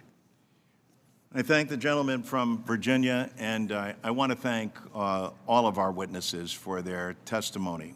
And I guess I'm still old-fashioned enough to believe that that our democracy in this great republic still works. These hearings are actually where we do get to discuss the vitality of ideas, and we're able to put our ideas forward, debate them, and then do what all Congresses should do. Take them to a vote. Take them to the vote so the people that you're sworn to serve and represent, all of those individuals, whether they're represented by Mr. Arrington or Mr. Blumenauer or anyone on this committee, should know just how many people's lives are impacted, how much money comes into your community on a regular basis, how much of that money goes directly back into the economy of those very small businesses that Mr. Byer was just talking about as well.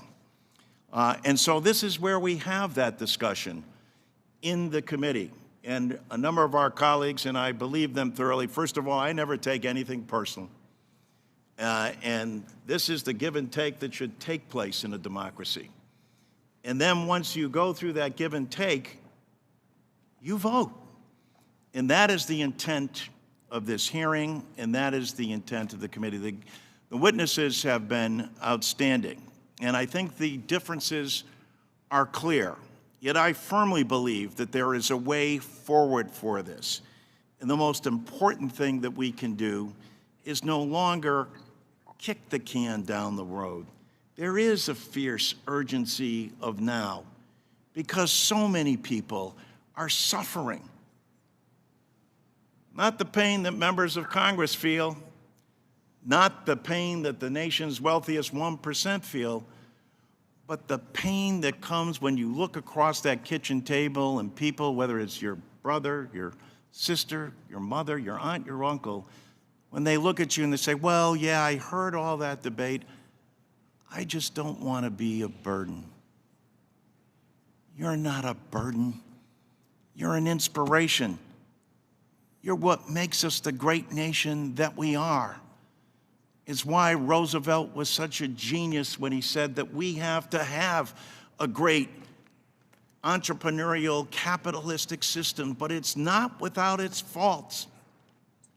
And when people, through no fault of their own, get hurt and get caught up